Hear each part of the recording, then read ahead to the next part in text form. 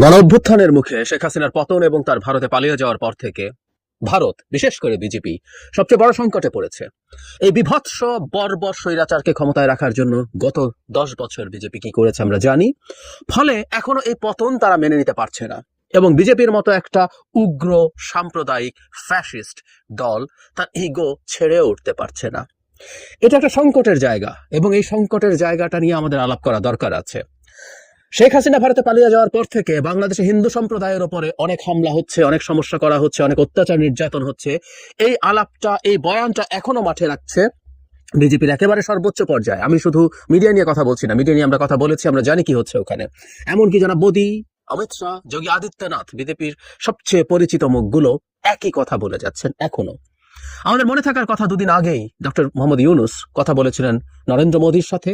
সেখানে মোদী টুইট করেছেন, সেই টুইটেও হিন্দু সম্প্রদায়ের নিরাপত্তার ব্যাপারে ডক্টর ইউনুস গ্যারান্টি দিয়েছেন। এই ধরনের কথাবার্তা তিনি যোগ করেছেন এবং আমরা এটাও জানি ডক্টর ইউনুস খুব রাইটলি বলেছেন এগুলো সব অতিরঞ্জিত কথাবার্তা এবং এখানে এসে তাদেরকে দেখে যাওয়ার জন্য। যাই হোক, সেই প্রোপাগান্ডা চলছে, কিন্তু আমাদের মনে একটা পাল্টা কথা বলা দরকার। বিজেপি বাংলাদেশের হিন্দুদেরকে নিয়ে কথা বলছে, তার মুখ আছে, তার সেই গ্রাউন্ড আছে। একটা আপাদমস্তক সাম্প্রদায়িক যারা কথায় কথায় হেট স্পিচ দিয়ে বেড়ান আমাদের, মানে তার দেশের সংখ্যালঘু, শুধু মুসলিম না, খ্রিস্টান এবং আমি বলেছি দলিতদেরকেও তারা মানুষ মনে করেন না। সেই বিজেপির রাইট আছে টু সে দ্যাট। একটা কথা একটু ক্লিয়ার করে নেওয়া জরুরি, বাংলাদেশের হিন্দুদের উপরে এই স্বাধীনতার পর থেকে কি কোনো সমস্যা হয়নি? তারা একেবারে আর সব মুসলিমের মতো একই রাইট এবং একই রকম নিরাপত্তা বোধ নিয়ে এই দেশে বসবাস করেছেন? উত্তর হচ্ছে না। হিন্দুদের জীবনে সংকট আছে, বাংলাদেশে সংকট আছে, এই উপমহাদেশে সংখ্যালঘুরা মোটা দাগে, আমি বিজেপির আমলের মুসলমান ভারতে যেমন বলছি না, তারও আগে মুসলিমদেরও কিছু সংকটের জায়গা ছিল। ঠিক একই রকম আমাদের এখানে হিন্দুদেরও সংকটের জায়গা ছিল। আমাদের হিন্দুদের উপরে এক ধরনের নিরাপত্তা বোধহীনতা তৈরির চেষ্টা হয়েছে বিভিন্ন লেভেলে, বিশেষ করে যারা প্রত্যন্ত অঞ্চলে থাকেন, গ্রামে থাকেন, ঢাকার বাইরে থাকেন, প্রভাবশালীরা নানা রকম চাপ তৈরি করার চেষ্টা করে তাদের মূলত তাদের সম্পত্তি কিনে তাদেরকে ভারত পাঠিয়ে দেওয়ার জন্য। এই ধরনের সংকট ওয়াইড স্প্রেড না হলেও ছিল এবং সিস্টেম্যাটিকলি ছিল, এটা আমি মানি, এটা আমি অ্যাগ্রি করি। এই ধরনের ঘটনা ঘটেছে। ঠিক এটাও বলতে চাই, তুলনামূলকভাবে বাংলাদেশ এটা ভারতের চাইতে তারপর অনেক কম ছিল বলে আমি বিশ্বাস করি। আমাদের ধর্ম, আন্তধর্মীয় যে সম্প্রীতি, সেটা অনেক চমৎকার, আবহমান কাল থেকে আছে, কিন্তু সংকট একেবারেই নেই এটা বলা একেবারেই মিথ্যা কথা হবে। কিন্তু সেটা বাংলাদেশের সমস্যা, বাংলাদেশের সংকট।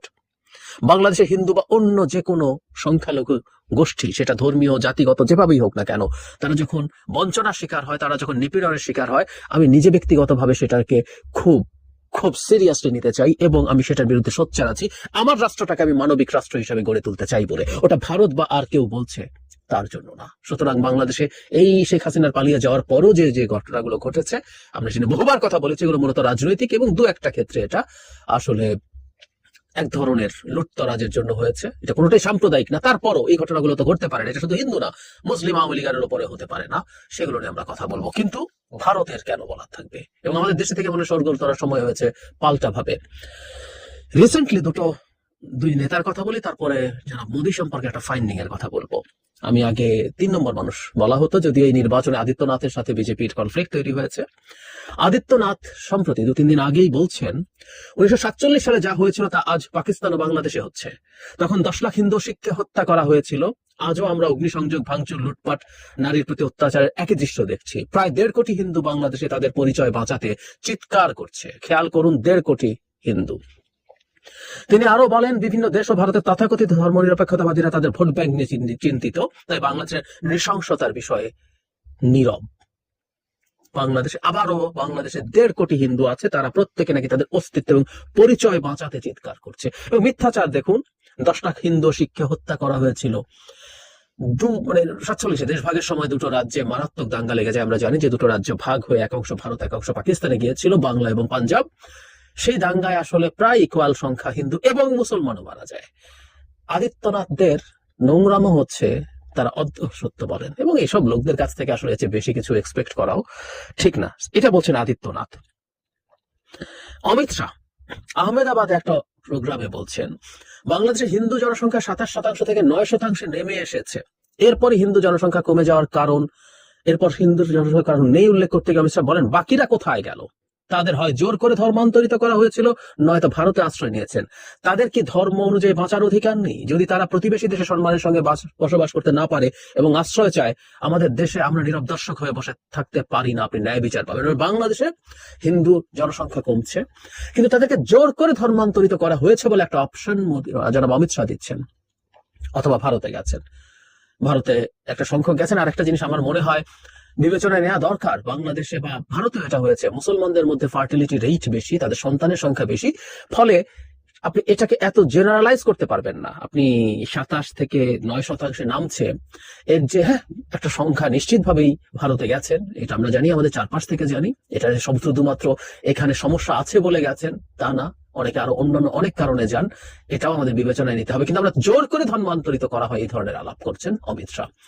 অমিত শাহকে বলতে চাই, আমরা ভুলিনি আপনি বাংলাদেশিদেরকে টার্মাইট বলেছিলেন, এবং কোন জাতিগোষ্ঠীকে, কোন মানুষেরকে যখন আপনি ডিহিউম্যানাইজ করেন, এটা কিন্তু একটা মানে ইম্পেন্ডিং একটা সুপ্ত জেনোসাইড ইন্ডিকেট করে। এটা নিয়ে জেনোসাইড স্টাডি যারা করেন, গ্রেগরি স্ট্যান্টন, এটা নিয়ে ভারতে যে একটা জেনোসাইড হওয়ার পরিস্থিতি আছে সেটা নিয়ে কথা বলতে গিয়ে অমিত শাহ টার্মাইটের বক্তব্য আমাদের সামনে এনেছেন। সুতরাং এই ধরনের পরিস্থিতি করছেন তারা, আবার বাংলাদেশ নিয়ে কথা বলেন। এবার তাদের সবার গুরু জনাব নরেন্দ্র মোদীকে নিয়ে একটা রিপোর্ট সম্প্রতি এসছে, আমাদের অনেকে চোখে পড়েছে। সেটা হচ্ছে লোকসভা নির্বাচনে মোদী 173টা বক্তৃতা দিয়েছেন, তার মধ্যে 110টাতেই ছিল মুসলিম বিদ্বেষ। হিউম্যান রাইটস ওয়াচ একটা রিপোর্ট করেছে, রিপোর্টের India hate speech fuelled Modi's election campaign.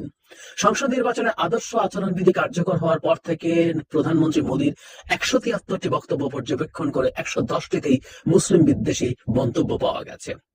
নির্বাচনের পর থেকে ধর্মীয় সংখ্যালঘুদের বিরুদ্ধে সহিংসতা অব্যাহত রয়েছে। গত বুধবার প্রকাশিত এইচডব্লিউ রিপোর্টে বলা হয় সারা দেশে 28টি হামলায় 12 জন মুসলিম পুরুষ এবং একজন খ্রিস্টান নারীর মৃত্যু হয়েছে, এবং এই মৃত্যুগুলোর জন্য তার নিশ্চয়ই দায় আছে। এইচডব্লিউ বিবৃতিতে জানায়, নরেন্দ্র মোদী ও তার হিন্দু সংখ্যাগরিষ্ঠত ভারতীয় জনতা পার্টির নেতৃত্বে 2024 সালে নির্বাচনী প্রচারে দেওয়ার বক্তৃতার অধিকাংশই মুসলিম এবং অন্যান্য সংখ্যালঘুদের বিরুদ্ধে উস্কানিমূলক মন্তব্য রয়েছে। প্রতিবেদনে বলা হয়, মোদীর ঘৃণা উদ্রেককারী মন্তব্য করার কারণে ভারতে মুসলমান ও খ্রিস্টান এই দুই সংখ্যালঘু সম্প্রদায়ের উপরেই হামলার ঘটনা বেড়েছে। মানে মোদী যদি এই করেন, তাহলে তার সাঙ্গপাঙ্গরা কি করছেন আমরা খুব ভালো মতো জানি। আদিত্যনাথ, অমিত শাহের বক্তব্য আমরা দীর্ঘদিন থেকে ফলো করেছি, অন্যান্যদেরও ফলো করেছি, আমরা খুব ভালো মতো জানি কি মারাত্মক, কি বিভৎস রকম হেট স্পিচ তাদের বক্তব্যে থাকে। সেই বিজেপি তারা এখন বাংলাদেশে হিন্দুদের নিরাপত্তা নিয়ে আলাপ করে। বাংলাদেশের হিন্দুরা বাংলাদেশের নাগরিক, তারা নাগরিক হিসাবে এই রাষ্ট্রের নিরাপত্তা, সম্পদের অধিকার, মত প্রকাশের স্বাধীনতা, যা যা বলি মানবাধিকার সবকিছু সমানভাবে এন্টাইটেল একজন মুসলিমের সাথে। মুসলিম যতটুকু ঠিক ততটুকু। সেই লড়াই আমরা যারা বাংলাদেশে আছি, আমরা যারা মানুষের অধিকার নিয়ে কথা বলতে চাই, আমরা আওয়ামী লীগের অধিকার নিয়ে কথা বলতে চাই, তাদের উপরে অন্যায় দিয়ে প্রতিবাদ করতে চাই, করেছি, তারা সেই আলোচনাগুলো করবো। ভারতের মুখ থেকে ক্রমাগত কথা শুনতে আমরা প্রস্তুত নই, কোনোভাবেই প্রস্তুত নই। জেনারেলি কিন্তু খেয়াল করি আমরা, তাদের যাবতীয় কনসার্ট আওয়ামী লীগের উপর হামলা হয়েছে। আমাদের এখানে বহু মানুষ, সংখ্যাটা এখন দেখতে পাচ্ছি 800 বেশি, এখন রেকর্ডিং মৃত্যুর সংখ্যা এসছে। আর প্রতিবেশী দেশ হিসাবে একটা দেশের ভেতরে যে ঘটনা ঘটছে, অ্যাজ এ হোল সব মৃত্যু নিয়ে শোক প্রকাশ, সব মৃত্যু নিয়ে কন্ডেম করা, সব মৃত্যুর তদন্ত এবং বিচার চাওয়া, সব হামলাকে কন্ডেম করা, সব হামলা সেটা মুসলমানের উপরে হোক, হিন্দুর উপরে হোক, মানবাধিকার ফলো করলে এই কথা বলতে পারতো, বলা উচিত ছিল, বলতে পারতো। সে অভ্যন্তরীণ ঘটনা কিছু বাংলাদেশে এই ঘটনাগুলি ঘটছে, কনসার্ন জানাতে পারতো জেনারেলি। কিন্তু বিজেপির কাছে তো মুসলমান কোন মানুষ না, তার মাইট, তাই তারা শুধু হিন্দুদেরকে নিয়ে কথা বলছে। অত্যন্ত অশ্লীল দেখতে জিনিসটা, একদম আছে।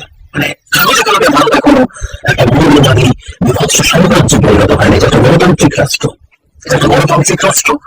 এই দলটা এইভাবে ক্ষমতায় আছে, কিন্তু একটা রাষ্ট্রের প্রতিনিধিত্ব যারা মোদী করেন, অমিত শাহ করেন, প্রত্যেকে রাষ্ট্রীয় পদে আছেন। আদিত্যনাথ একটা রাজ্যের মুখ্যমন্ত্রী, সবচেয়ে পাওয়ারফুল রাজ্য, রাজ্যের মোদের বিবেচনায় যদি বলি, তারা বসে বসে এগুলো বলছেন। আমরা মনে হয় এখন এই সময় এসছে ভারতের সংখ্যালঘু, ভারতের মুসলিম, ভারতের খ্রিস্টান, আমাদের ভারতের কিছু হিন্দু, কিছু না, সংখ্যা বিরাট 20 কোটির বেশি, তারা বিজেপি কি করছে আমাদের এই সঙ্গে তোলা উচিত, একদমই উচিত। ওই ভূমিকায় বাংলাদেশের সে এই কথা বলে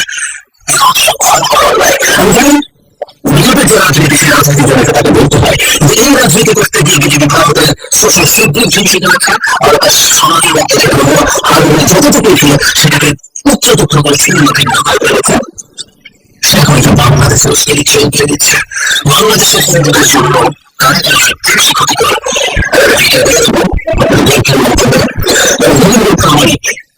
সম্প্রতি কথা বলছে পরিষ্কারভাবে স্পষ্টভাবে আওয়ামী লীগকে দায়ী করেছেন আমাদের হিন্দুদের প্রধান প্রধান মানুষের সাথে অনুষ্ঠানের এবার আরো